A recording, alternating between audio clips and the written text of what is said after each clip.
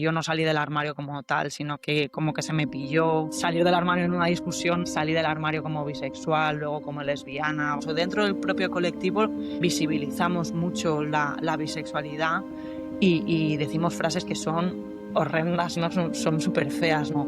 Es una fase, a ver cuándo te decides, estás en mitad del camino. Las personas bisexuales viven una duda constante, que encima se valida por falta de referentes. Hay una frase que me gusta mucho, que es de Robin Hodge, que dice que la presión por decidirse genera un desgaste cognitivo y emocional agotador. Total. Y bueno, damos los buenos días a Valencia con Blanca Peris. Buenos días, ¿cómo estás? Buenos días, Carmen. Muy bien, muy bien. Soy muy a gusto y muy encantada de estar aquí, ¿eh? Me hace súper feliz estar en este podcast, de verdad. Qué guay, qué ilusión. De hecho, hoy ya lo he puesto en la historia en Instagram.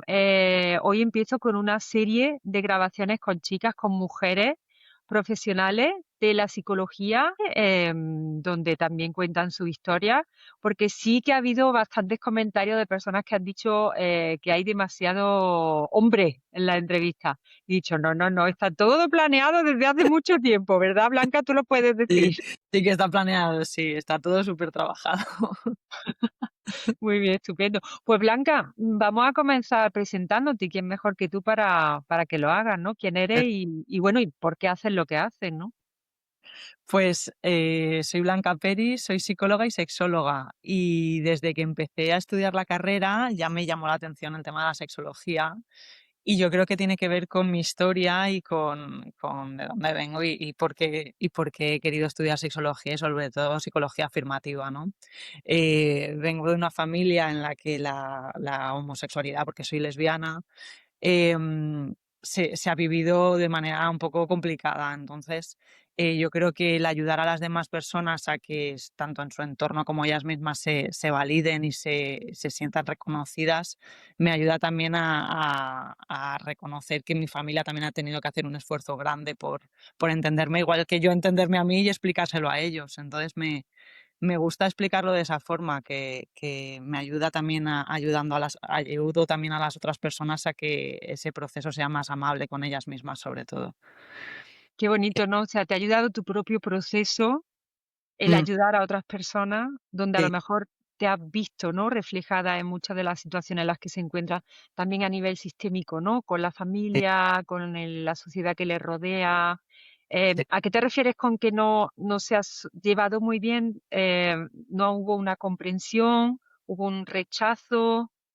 Sí, no hubo una comprensión, porque yo tampoco lo dominé ni lo controlé. Yo creo que tenía 15 años o así cuando salí del armario. Tampoco sabía lo que me estaba pasando. Yo no salí del armario como tal, sino que como que se me pilló. Entonces, salir del armario en una discusión nunca es buena idea. Entonces, salí del armario como bisexual, luego como lesbiana, bueno, que la amaré mucho.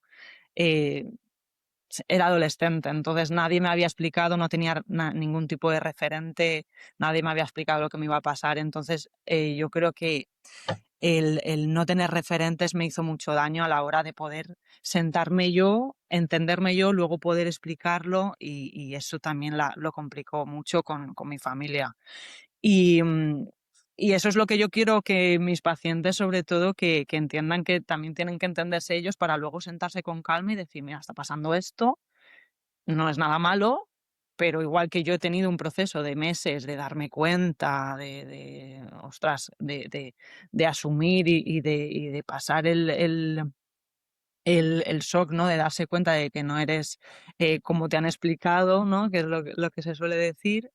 Luego a tu familia le va a pasar lo mismo, entonces también tienes que estar preparado con esas preguntas que te tienen que lanzar y que tienen que decirte, ¿no? Desde la preocupación que hacen los padres. Entonces, yo creo que eso es como mi mayor trabajo en terapia, el que la familia también te pueda entender y que tú te puedas explicar desde la calma y desde la amabilidad también que te mereces. Exactamente. Qué bonito que lo hayas dicho así, porque precisamente hoy vamos a hablar de esa calma, de Sí, esa comprensión, de ese verse, de ese quererse. Y una de las cosas que has dicho que resuena muchísimo en tu historia, el hecho de que cuando tú te hicieron salir del armario, por así decirlo, ¿no? En una discusión. Mm, Saliste primero como bisexual sí, y luego ya como que te centraste, ¿no? Tu orientación sí, al ser lesbiana. sí, Hoy, precisamente hoy vamos a hablar de eso, de la bisexualidad. Hemos tenido ya un par de capítulos hablando de ello, pero yo creo que hoy le vamos a dar un prisma, un foco muy diferente, porque lo vamos a hacer desde el cariño, lo vamos a hacer desde el verse, ¿no? El estar ahí. sí. Y bueno, no sé, porque antes de empezar a grabar me has dicho que estás muy en esta temática últimamente, ¿no? Lo tienes como a flor de piel. Sí. ¿Puedes explicarnos un poquito cuál es el proceso que tienes ahora mismo y qué es lo que te está haciendo vivirlo de manera tan intensa el tema de la bisexualidad y todo lo que tiene que ver con ello?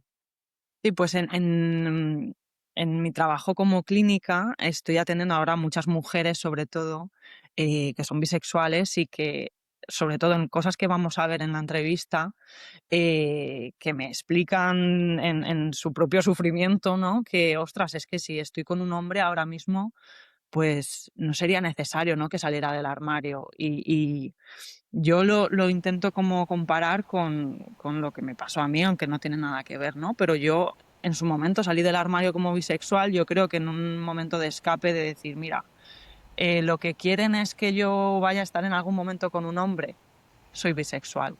Y fue mi escape, fue como mi mecanismo de defensa.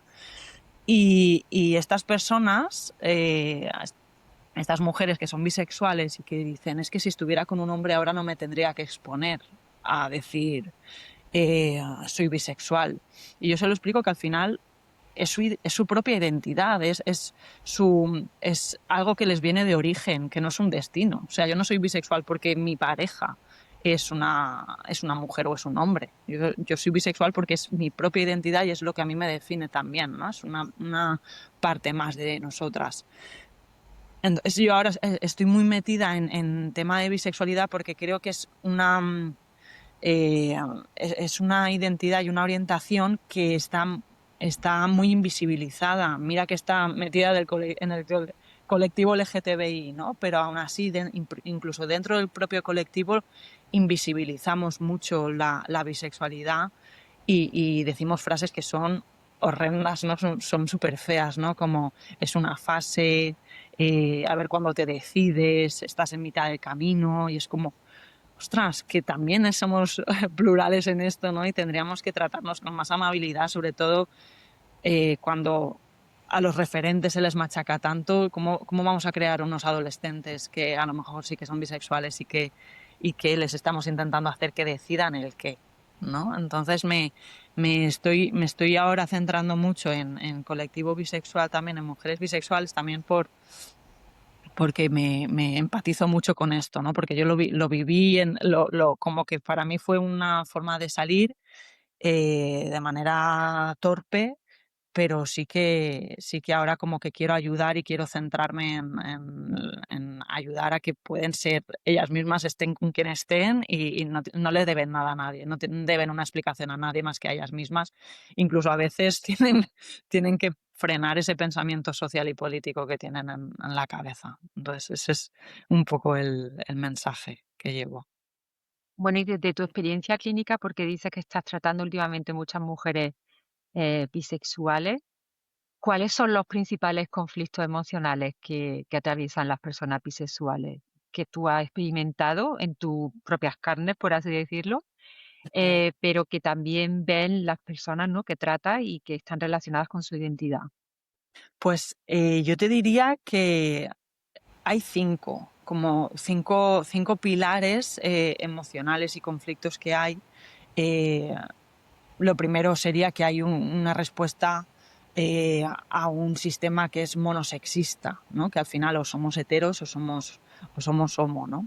Entonces, yo diría que el conflicto estrella sería como lo que le llaman como una identidad pendular, ¿no? Muchas personas bisexuales sienten que están como engañando a los demás o incluso a sí mismas, ¿no? Entonces, si están con alguien de otro género, sienten que están como habitando un privilegio heterosexual, ¿no? Que son como que están falseando o borrando cierta parte de su identidad. pero si están con alguien de su mismo género, lo que sienten es que están ocultando una parte a ese colectivo, a esa comunidad LGTBI que les está arropando, ¿no? Entonces están todo el rato como en hipervigilancia y en lucha. No se sienten que están, como decía antes, en una identidad pendular, que están todo el rato fluctuando, ¿no? Entonces, al final, eso se podría enmarcar un poco en lo que se le llama el estrés de minorías, ¿no? Sobre todo específico. Hay ciertas personas que, o sea, a diferencia de las personas que somos homo o hetero, las personas bisexuales viven una duda constante, que encima se valida por falta de referentes, ¿no? Porque siempre estamos con esa lucha de a ver cuándo se decide, ¿no? Entonces, hay una frase que me gusta mucho, que es de Robin Notch, que dice que la presión por decidirse genera un desgaste cognitivo y emocional agotador. Total. No tienen que decidir absolutamente nada, por mucho en diferencia de las personas que a lo mejor en algún momento sí que hemos tenido que tomar ciertas decisiones, ¿no? También Fernando, con miedo. interrumpa. ¿Decidir por qué? ¿Por esa presión social realmente o nos autopresionamos para tener que autodefinirnos? Yo, desde mi experiencia clínica, creo que toman la decisión de encajar en una etiqueta porque es lo que genera estabilidad y como que a nivel social genera esa madurez, muy entrecomillado, ¿no? Es lo que la gente dice como ya está todo, ya está todo estable en esta persona. Y cuando una persona está en una identidad pendular que va fluctuando por su propia curiosidad, por su propio deseo, que es una cosa innata que les viene de origen, es como si fueran personas inmaduras que no se deciden. Entonces, ostras, estamos viendo una sociedad y una categoría que sí que existe, que es la persona bisexual, que a nivel científico está demostrado que existe la bisexualidad y les estamos presionando a que decidan, cuando no tienen que decidir nada más que ser ellos mismos y vivir su bisexualidad libremente. Y eso genera muchísima presión y una hipervigilancia increíble, que vienen con mucha ansiedad a terapia.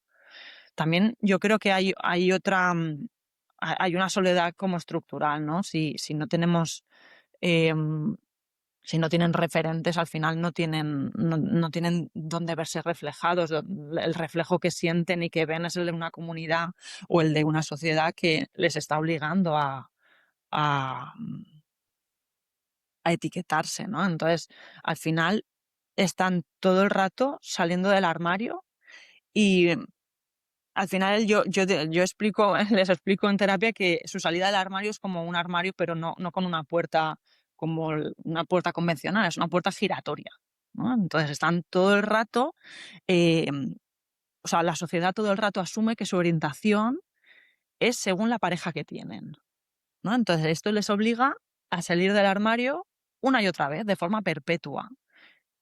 Pero sobre todo si quieren ser vistas, que es lo que te comentaba antes de lo que me dicen las pacientes, ¿no? Es que si quiero ser vista, si estoy con una mujer soy lesbiana, si estoy con un hombre soy hetero.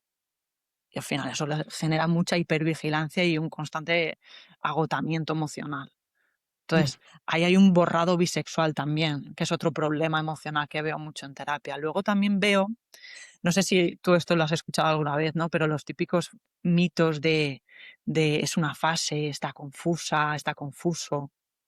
Entonces, estas personas llegan a creérselo y llegan a creer y vienen muchas veces a terapia con una narrativa de mucha autoculpa, se culpan muchísimo. Dudan de Entonces, sí mismos también, ¿no? Imagino. ¿cómo? Que dudan de sí mismos, imagino también, cuando constantemente te están cuestionando, ya pregunta, ostras, por algo será, ¿no? Que me están cuestionando. Claro, claro. De hecho, si vienen si son jovencitos y no han tenido referentes a su alrededor, imagínate una persona en un contexto rural que no tiene referentes físicos, a lo mejor en las series eso sí, ¿no? Pero físicos que los ven y que no tienen una narrativa despatologizadora a su alrededor. Tienen una narrativa, una bifobia interiorizada increíble. Entonces vienen con una narrativa de culpa y con preguntas ¿y si realmente lo único que estoy haciendo es llamar la atención? ¿Y si esto que me pasa es solo una fase y realmente soy homosexual. Entonces vienen con un malestar y una angustia bastante profunda, ¿no? Entonces aquí es donde yo más los abrazo, ¿no? Y las abrazo y les digo que al final esto no es una confusión suya interna, que viene de una narrativa proyectada, ¿no? Que es una cosa que les han explicado y les han dicho que tiene que ser, ¿no? Es como vienes de un sistema que es monosexista, donde hay categorías y donde tú estás en una categoría también, pero que fluctúa y que es curiosa y que fluye. Por lo tanto, esa etiqueta que es plural la etiquetamos socialmente como un caos, ¿no? Entonces, cuando hablamos de la bisexualidad como, por ejemplo, como un espectro, eh, la sociedad lo ve como algo que es caótico, como que no es saludable para esa persona, incluso, ¿no? Es como nos sentimos con el derecho de decir que no estás bien, que te tienes que decidir. Es una actitud muy como de ego, ¿no? De yo sé lo que es la verdad y tú no. Y luego hay un conflicto muy grande con eso que al final le genera una desconfianza en su propio deseo brutal, que es lo que dices tú, Carmen, ¿no? Entonces al final se acaba destruyendo su autoestima y su autoconcepto de forma, vamos, lapidaria, ¿no? Diría yo. Luego también hay un dolor muy profundo que me toca ya a mi lado más de sexóloga, que es la hipersexualización de estas personas, ¿no? Un estigma de la inestabilidad en todo, con todo en toda su gama, ¿no? Sienten un miedo real suyo percibido como que van a ser infieles, viciosos, incluso incapaces de comprometerse, que es como, ostras, socialmente lo entienden así, ¿no? Siempre se dice, o a nivel social, como que hay un folclore un poco de las personas bisexuales son viciosas, ¿no? Entonces, esto al final, a nivel científico sí que hay estudios, hay un metaanálisis muy bueno de Julia Shaw que dice que las personas bisexuales tienen tasas más altas de ansiedad y de depresión que las personas gays y lesbianas. Y explica que la razón es porque hay una doble discriminación, ¿no? Hay un conflicto emocional al miedo al rechazo de ambos bandos, ¿no? De ser demasiado hetero para ser queer, para estar en un espacio queer, ¿no? Y demasiado raro o demasiado dentro de un caos para los espacios cis hetero. Y precisamente aquí es donde yo me pregunto, qué difícil puede llegar a ser el no sentirte ni de aquí ni de allí. El estar continuamente cuestionando no solamente una orientación sexual, que como dice Blanca, fluctúa continuamente, sino el hecho de estar cuestionando una identidad, porque realmente, y es lo que solemos ver mucho en este podcast, es que hay muchas personas que se identifican con esa etapa de su vida en la que están continuamente saliendo del armario, teniendo que salir del armario, y donde no se ven identificados ni en un grupo ni en el otro, en el colectivo donde se suponía que se tenían que ver, estar adaptados y formar parte de él, tampoco se sienten dentro de él. Entonces, en el tema que está tratando Blanca desde la psicología y sobre todo desde la psicología relacional, nos damos cuenta cómo en este tipo de casos es muy difícil poder verse a uno mismo, sostenerse a uno mismo, sentirse a uno mismo y por otro lado tener ese sostén de esa sociedad, tener ese sostén de esas personas que continuamente te están cuestionando y que continuamente están intentando que te estés definiendo, están intentando que te decidas, por así decirlo. Y aquí hay una de las partes más complejas y más complicadas en el tema de la bisexualidad. Entonces, imagínate una sensación de no encajo, esté donde esté, no encajo, ¿no? Y por lo tanto, si englobamos todo esto, el último malestar ya sería un trauma con la validación condicionada constante, ¿no? Ves que son personas que están intentando todo el rato sostener su, su identidad dependiendo de con quién se acuesten, de con quién estén, incluso validándose con la sociedad, ¿no? Con lo que la sociedad, cómo los lee, ¿no? Entonces, al final, nuestro trabajo principal es que la identidad suya es... su bisexualidad es una identidad de origen, no es una identidad de destino, ¿no? Eres bisexual porque tienes la capacidad de desear, no por la estadística de tus parejas ni por con quién estás en ese momento, ¿no? Entonces, al final, nuestra existencia o sea, la existencia de las personas bisexuales es revolucionaria en sí porque está rompiendo lo binario, ¿no? Lo binario de o hetero o homo. Entonces, si esa ruptura no se da con referentes y con gente que pueda sostener a las personas bisexuales, es una ruptura que duele mucho, porque estoy rota o porque me he roto, o porque me he tenido que romper o porque incluso me ha roto la sociedad en la que me está leyendo todo el rato de forma errónea y me leen como caos y me leen como que yo misma estoy rota. Entonces, ¿cómo me voy a interpretar yo? ¿No? ¿Cómo me Ujú. interpreto yo si me leen como rota? Entonces, si pudiéramos hacer como un mini resumen de todo, sería que al final el principal conflicto es la fragmentación, ¿no? Son personas que sienten que tienen que cortar trozos de su historia o de su deseo para que los demás los podamos leer y digerir bien. Y dices, qué injusto, ¿no? Todo el rato me tengo que modificar yo para que tú me puedas leer a mí en vez de tú hacer el esfuerzo de leerme a mí bien, ¿no? Exactamente, claro, ahí llega, ¿no? La dicotomía de que lo hago para mí o lo hago para los demás, ¿no?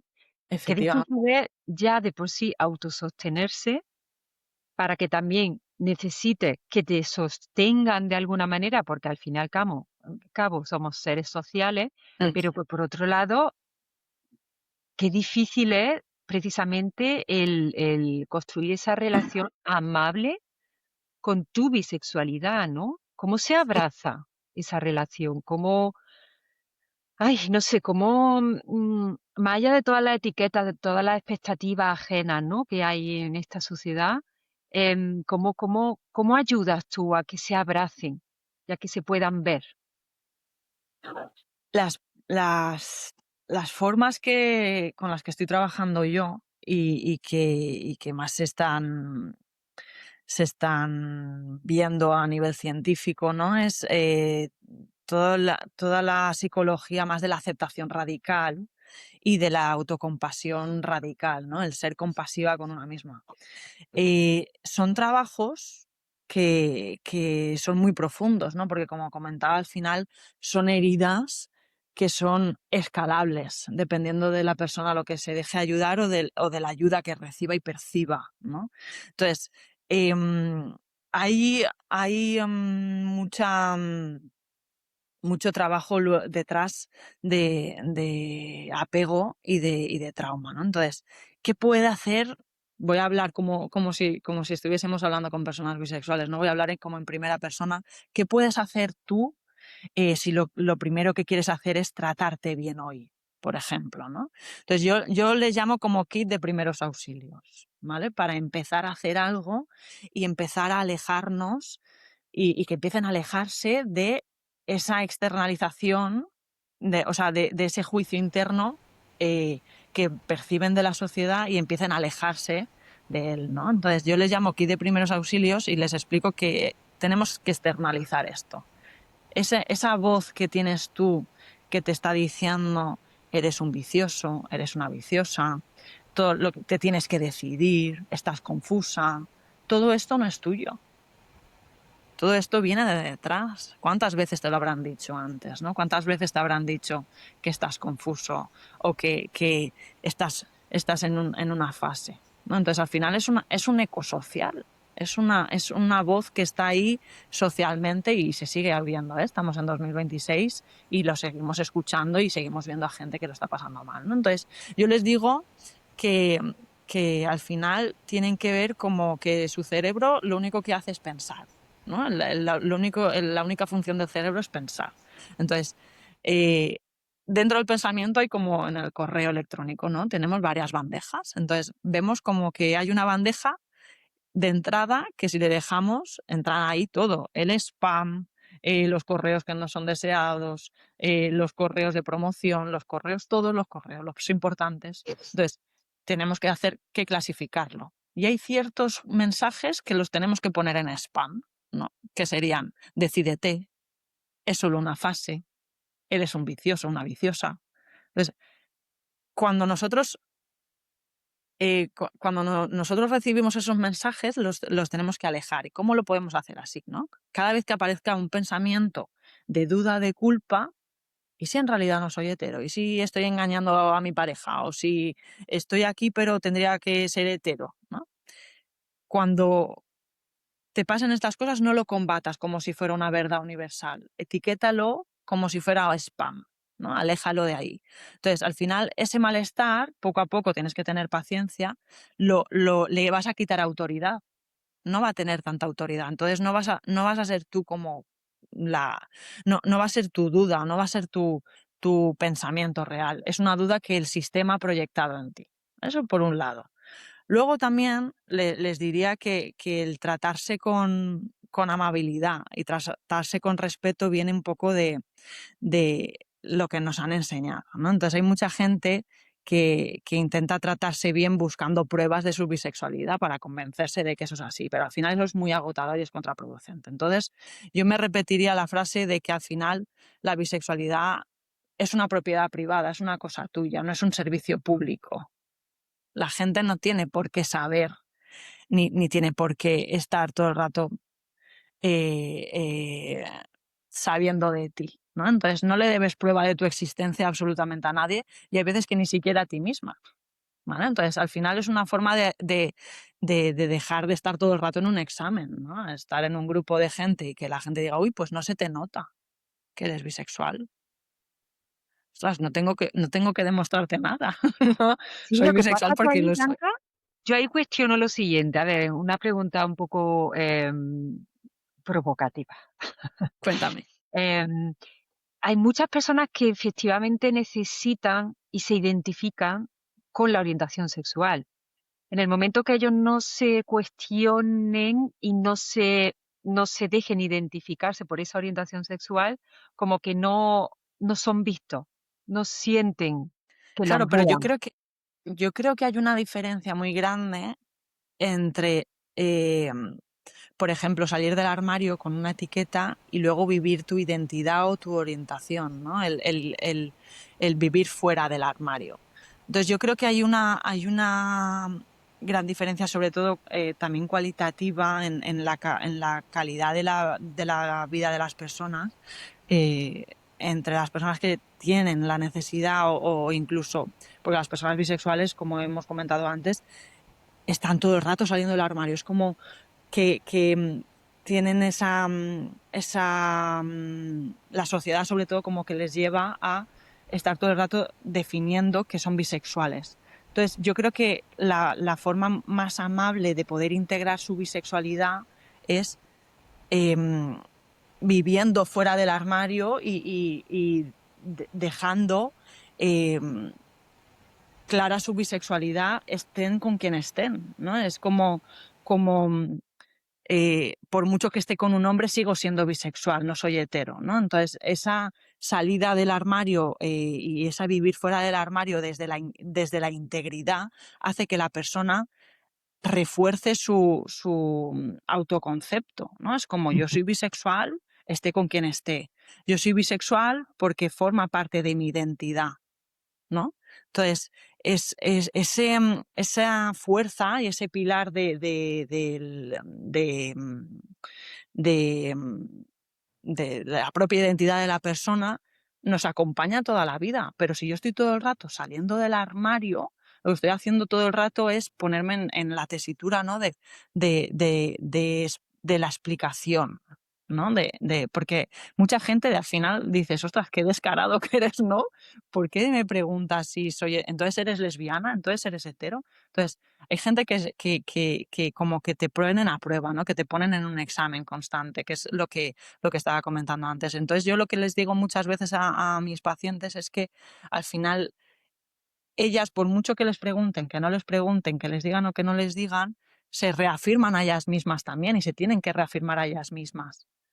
¿no? Entonces, qué bonito sería estar en un grupo de gente en el que tú puedas decir mi mujer o mi marido y que la gente no me pregunte, ah, pero eres lesbiana, eres tal. Entonces, yo creo que nosotras mismas, imagínate que no tenemos pareja, sigues siendo bisexual, ¿no? Entonces, yo creo que la importancia está en que nosotros nos vivamos de manera íntegra nuestra identidad y nuestra orientación, porque eso es lo que al final no, nos va poco a poco a serenar y nos va a eliminar esa presión, ¿no? De todo el rato identificarnos como tal, que yo, desde mi punto de vista, también es importante, ¿eh? Yo siempre digo, yo soy blanca, soy psicóloga y sexóloga y soy lesbiana, porque también tenemos que tener presencia, ¿no? Y también es importante que lo hagamos, pero también es importante que podamos vivir tranquilas. Si hay gente que decide no ser, por ejemplo, activista, Ujú. ni expresarse de esa forma y también les genera calma, ¿no? Y dicen que son bisexuales o lesbianas o gays cuando ellos lo consideran y yo creo que eso también es muy bonito para esas personas que lo deciden de esa forma. Desde mi punto de vista, yo sí que lo digo, yo soy súper activista en eso, ¿no? Yo digo, yo soy lesbiana y de hecho mi expresión de género también quiero que vaya acorde a eso, me gusta de esa forma, ¿no? Entonces, sí, yo creo que hay gente que sí que se identifica y que como que es una prueba más de toda la lucha que lleva como en su historia. Yo, por lo menos yo lo vivo así y luego hay mucha gente que no lo necesita y también me parece maravilloso, ¿eh? Ojalá más gente así, la verdad, Bueno, Carmen. y aparte, Blanca, tú eres psicóloga, trabajas de psicóloga, trabajas de sexóloga, pero también eres un referente en ese sentido. Porque fíjate cómo tú has empezado hoy la entrevista. O sea, Mm. no ha sido rollo profesional 100% y aquí vengo a hablar de mi libro, sino que has empezado ya mostrándote, abriéndote, diciendo, tengo esta orientación sexual y por esto así empecé y así ha sido mi vida, ¿no? Entonces, habrá muchas mujeres eh, hombres también, personas en definitiva que se sentirán también identificados y que te tomarán como referente. Ya, lógicamente, tú tienes un plus porque ya ayuda en el proceso, ¿no? Como Mm. psicóloga y sexóloga, pero por otro lado, qué bonito, ¿no? Esos referentes, pues que tú en tu caso, por ejemplo, como comentabas, no tuviste, ¿no? No tuve nada, de hecho, me acuerdo ver a escondidas la serie L Word. Oh. Me acuerdo, pero y no sé ni cómo la descubrí, porque yo hacía muchas preguntas en foros, en plan en femenino, me acuerdo que ponía preguntas ahí, en plan de, creo que me gusta una chica, pero no sé si me gusta. Bueno, era como, para mí era muy doloroso, porque lo viví Mm. todo sola.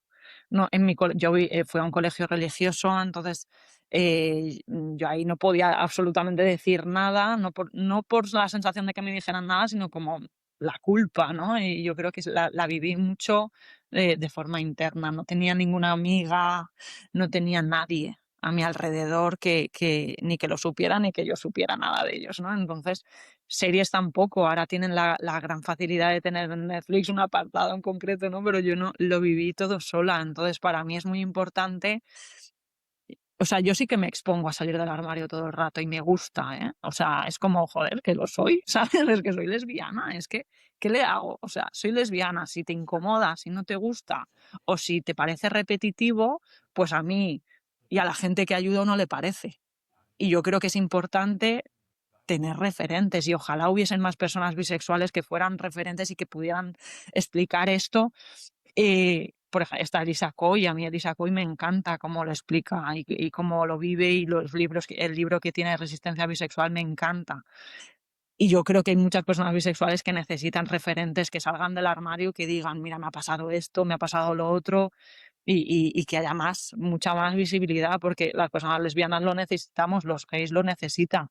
Y o sea, los grupos minoritarios necesitamos de referentes que lo hagan de esa forma. Y a mí me gusta exponerme y lo hago en mi perfil de Instagram. He contado que me he casado y voy a contarlo todo porque es que me parece necesario, igual que las personas hetero lo tienen también y lo viven con esa normalidad, nosotros también lo necesitamos, claro. Exactamente, así es, esa normalidad.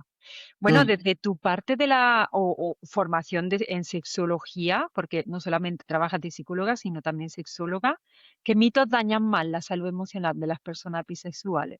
Porque has comentado antes, claro, la hipersexualización, ¿no? En fin, temáticas que ya conocemos, pero ¿qué ves tú en consulta? ¿Qué es lo que más daña en ese sentido? Yo creo que hay uno en concreto que yo le llamo las matemáticas de la bisexualidad, ¿no? Que es como que hay cierta aritmética del deseo, ¿no? A mí me vienen mucho con, es que no me gustan igual las mujeres que los hombres, lo del 50-50 de toda la vida, ¿no? Y es como, es que no tiene por qué ser así, ¿no? Al final es un mito que, que lo que dice es que para ser verdaderamente bisexual debes de sentir la misma intensidad de atracción tanto por los hombres como por las mujeres, ¿no? Qué difícil sería eso, ¿no? Como, ostras, es muy difícil, ¿no? Igual que a mí no me gustan todas las mujeres. Entonces, si a mí no me gustan todas las mujeres y a las personas hetero no le gustan todos los hombres, a ti no te van a gustar los mismos hombres. O sea, no vas a tener la misma intensidad por los hombres y por las mujeres, ¿no? Además de que se olvidan de las identidades no binarias, ¿no? Que eso también es importante, yo creo, remarcarlo aquí. Entonces, eso genera una ansiedad por rendimiento. Es como yo lo veo como un rendimiento identitario, ¿no? Es como yo tengo que ser bisexual y para ser bisexual tiene que ser 50-50. Y eso genera mucha angustia, ¿no? Entonces la persona siente que si tiene una preferencia temporal o está, por ejemplo, de manera eh, mm, larga, en una historia de una pareja, eh, por ejemplo, imagínate con una mujer, al final está descompensando su historia, su identidad, no está mintiendo, realmente no es bisexual, pues es lesbiana, ¿no? En este caso. Entonces, al final, la realidad en la sexología es que al final el deseo es dinámico en todo, ¿no? Entonces, la bisexualidad es como la capacidad de atracción. Yo tengo la capacidad de sentirme atraída por un hombre, por una mujer. Pero no es una cuota obligatoria, no me tiene por qué atraer. eh, los primeros 6 meses del año los hombres y los otros 6 las mujeres. No funciona así, es una cosa que es muy dinámica, ¿no? Entonces, para curar nuestra salud emocional en estos sentidos, tenemos que dejar de contar las parejas que me han atraído y tenemos que empezar a sentir y a vivir y a curiosear. Sería más intelectualizado, ¿no? Intelectualizar la bisexualidad. Sí, sí, es como cognitivamente nos enseñan mucho, ¿no? Como que nos enseñan a trabajar mucho la cognición, a generar un mapa, pero no nos enseñan tanto a sentir el cuerpo y a curiosear nuestro deseo. Y si ya me pongo un poco en mi perspectiva de género, a las mujeres menos todavía, ¿no? Entonces, nuestro cuerpo en cierta medida nos desconectamos de él. Entonces, si no puedo curiosear mi cuerpo y mi curiosidad intelectual es lo que me dice la sociedad, estoy completamente limitada. No puedo expandir del todo mi bisexualidad, que también la tengo que curiosear y explorar, igual que las otras personas exploran su orientación. Entonces, ese por un lado. Luego también veo un poco como que tienen el mito de la incapacidad por la monogamia, ¿vale? Entonces es como que eh, hay un mito alrededor que es que la idea de la persona bisexual es que siempre va a echar de menos lo que no tiene en ese momento, ¿no? Entonces, si está con una mujer va a echar de menos al hombre y si está con un hombre va a echar de menos a la mujer. Y es como por parte de la pareja que está con una persona bisexual, como que lanza un poco los celos ahí dentro de la pareja, ¿no? Entonces al final provoca cierta hipervigilancia y culpa, ¿no? Yo soy bisexual y la gente interpreta que yo nunca voy a poder estar únicamente contigo porque voy a echar de menos lo otro, ¿no? Entonces la pareja, o sea, en pareja, una persona bisexual puede sentir que como que no tiene permiso para encontrar a alguien atractivo en la calle sin que eso o sea, sin que se le lea como una señal de que se va a ir, es decir, que no va a permanecer en esa pareja, que no se compromete del todo. Entonces, al final, eh, en la orientación en sí y el modelo relacional, el que sea, ¿no? La monogamia, la poligamia, lo que sea, son variables independientes, no tiene nada que ver la orientación con el modelo relacional. Y eso tiene que quedar claro. Yo puedo ser bisexual y ser monógama. No tiene nada que ver una cosa con la otra. Entonces, ser bisexual no te hace propenso ni a ser infiel ni a no permanecer, ni a ser poco comprometido con tus parejas. No, no tiene nada que ver una cosa con otra y eso es un mito que incapacita bastante a las personas, ¿no? Bueno, ahí Eh, entra también mucho la desinformación, ¿no? La falta de información. Se mete a sí, todo en el mismo saco y, bueno, hay muchísima prejuicio, como tú dices, como has repetido hasta la sí, infinidad, y creo que lo deberíamos repetir. La sociedad también te impone el ser de una manera o de otra, el pensar, el actuar, el decir, y esa falta de información también te tiene sí, que tener ¿no? ¿Cómo se dice? En una ratita, ¿no? La ratita. Tú es que eres sí, muy visual, cuando das los ejemplos me gusta mucho. Me ha gustado el ejemplo de la escalera no, de la puerta giratoria sí, y el ejemplo de los archivos, ¿no? Del spa, no sí, sé qué. Es muy visual, yo es que soy muy visual también. sí, sí, Entonces, se ve muy bien el hecho de que es como la ratita que va en la rueda y está todo el rato, y no sale de ahí. Entonces, sí, imagino que ya no solo por todo lo que dices de la presión social, sino también por esa falta de información y el tener esos prejuicios, ¿no? Acerca de, sobre todo en este tema de la bisexualidad, ¿no? Que sí. tan complicado es y tan poca información hay, y Sí, tanto mito. pero muchísima. O sea, yo cuando voy a los coles, porque hago educación sexual también, me Qué guay. fascina que los adolescentes incluso lo tienen ya. Y yo me pregunto, ostras, si es que están en proceso de descubrirse y ya piensan que la persona bisexual es una viciosa y que le da a todo. Ostras, ¿de dónde viene eso? ¿No? Yo me lo planteo muchas veces, digo, ¿de dónde te viene eso? ¿Quién te lo ha explicado así? ¿No? Y es como, no, eso pues lo he visto yo. ¿Dónde lo has visto?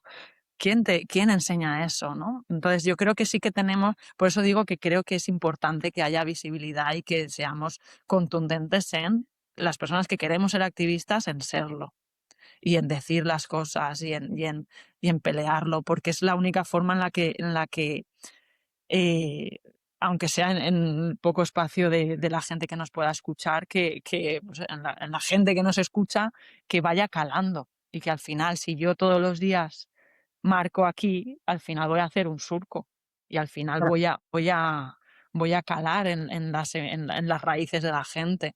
Y esto es un poco lo mismo, ha pasado históricamente, ¿no? Educar e informar. Qué importante. Qué Bueno, importante. Blanca, ya para terminar, ¿qué mensaje le daría a esas personitas, quizá adolescentes que están empezando, que no saben para dónde tirar, que no saben si son bi, si son lesbianas, si son gays, si son... ¿Qué mensaje le da? Sobre todo para eso, para abrazarse, para entenderse, para aceptar que es un proceso, para no esperar tampoco que los demás o su entorno acepte algo que a lo mejor esa persona le ha costado aceptar durante mucho tiempo, a veces años, ¿no? Entonces, desde tu punto de vista, ya no solo como profesional, sino también por tu vida privada y por tu, bueno, privada, me refiero por tu vida personal, ¿no? Por lo que tú has vivido, por cómo tú lo has vivido, ¿qué le dirías a esas personas? Yo les diría lo primero que tengan paciencia Mm. eh, a la hora de etiquetarse. Sí que es verdad que las etiquetas son importantes. Somos gregarios, necesitamos grupos, necesitamos tribus, necesitamos comunidad. No les diría en ningún momento que no se etiqueten, pero les diría que tuvieran paciencia porque las etiquetas pueden cambiar. Y eso es importante. Pueden cambiar porque el deseo también fluctúa. Yo lo dije, ¿no? Yo al principio salí como bisexual y no te creas que fue de un día para otro dije bisexual y ahora soy lesbiana. Dije que era bisexual porque era el miedo que yo tenía que me rechazaran y luego me, me lancé a ser bisexual porque me di cuenta de que a mí la atracción hacia los hombres no me surgía, ¿no? Entonces, que no se aferren tampoco a esa etiqueta y que sepan que las etiquetas pueden cambiar, que no les va a definir toda la vida, ¿no? Y que cuando al final quieran salir del armario, que es decisión suya, que lo hagan desde la calma y desde el conocimiento y la información, que se informen bien, que no lo hagan en una discusión, que lo hagan sabiendo que van a haber preguntas, que se van a preocupar, que su familia va a estar preocupada por si les hacen algo, por si tal, por lo que sea. pero que ellos tienen que estar informados y que si no pueden o les da mucho miedo, que no tomen decisiones en caliente y que busquen ayuda, porque realmente la ayuda está para eso, para darte la fuerza, la valentía, incluso las palabras, sobre todo la gente que ya hemos pasado por ahí, que sobre todo tenemos estudios sobre esto, te vamos a poder ayudar a cómo hacerlo, cuándo hacerlo, qué decir, cómo sostener a tu madre cuando se ponga a llorar, porque a lo mejor se pone a llorar, ¿no? Hay cierta pérdida ahí también. Entonces, es importante pedir ayuda, pero es importante también que lo hagan desde la calma. Yo lo que les diría es que se abracen mucho y que no tienen nada, no hay nada malo en ser bisexual, ser lesbiana, ser gay. Es una cualidad más del ser humano, es diversidad. Y ser diverso es maravilloso, pero tenemos que saber abrazarlo. Y sobre todo jolín, yo en el cole, si me permites, yo en los coles siempre les digo una cosa. Les digo, imaginad que el patio está todo lleno de margaritas. Y hay margaritas blancas, todos son margaritas blancas. Y les digo, ¿es normal que en medio del campo de margaritas haya una margarita rosa? Y todos los niños me dicen, no. Le digo, ¿pero puede pasar que exista una margarita rosa? Sí. Digo, sí, porque existen de verdad las margaritas rosas, ¿no? Claro. Y digo, pues en la diversidad pasa exactamente lo mismo. En las humanos pasa lo mismo. Puede ser que todos seáis heteros, pero puede ser que una persona sea lesbiana, que una persona sea gay, una persona sea asexual, una persona sea trans. Puede pasar. Lo que no vamos a hacer es chafarnos a todos o a todos tratarnos de la misma forma, porque la diversidad existe, ¿no? Entonces, me parece que es una forma muy amable de tratarnos también en grupo, que también es importante, ¿eh? Qué bonito. Pues mira qué suerte tienen esos niños de escucharte, ¿eh? Bueno, Blanca. yo aprendo un montón de ellos, de verdad, ¿eh? Porque Seguro, vienen seguro. ahora generaciones muy, muy bonitas. Sí, Tenemos que cuidarlas. total, total. Muy bonita y aparte esa edad es tan bonita, son preguntas tan curiosas. Hablábamos de la curiosidad también, ¿no? La bisexualidad. Sí, Qué bonito, qué trabajo más bonito haces, qué buena profesional. La verdad es que hoy he aprendido mucho contigo. Ha sido todo gracias. muy educativo y muy, desde un punto de vista, un foco muy neutral a pesar de tu propia experiencia. Y te Mm, lo agradezco de verdad porque creo que este tipo de información es la que nos hace falta y la que mm, hace falta ya no solo en el colectivo en sí, que sabemos que también hay mucho problemilla, hay mucha, ¿no? exclusión en lo que se debería incluir, sino también en esta sociedad, ¿no? Que va tan rápida y que no se para a pensar ni mm, a ver el sentido común de las cosas, ¿no? Y es lo que tú dices, la diversidad es importante, la diversidad está presente, somos diversos, y hay que aceptarlo. Y para eso estamos aquí, para, bueno, para hacer ese campo de margaritas con todos los colores que hagan falta. Para eso exacto. estamos aquí. Muy Sí, bien, Blanca, pues muchísimas gracias, lo dicho, un auténtico placer haberte conocido hoy, haber hablado y aprendido contigo. igualmente, Carmen. Muchas gracias por este espacio. De verdad, es increíble el haber podido estar aquí. Me estoy muy, muy contenta y muy orgullosa, sobre todo de poder formar parte de esto sobre todo, de dar visibilidad a lo que también nos merecemos, ¿no? A ponerle voz a las voces estas que han sufrido tanto y que han pasado ya, pues eso, lo que tenían que pasar. Un abrazo. Un abrazo.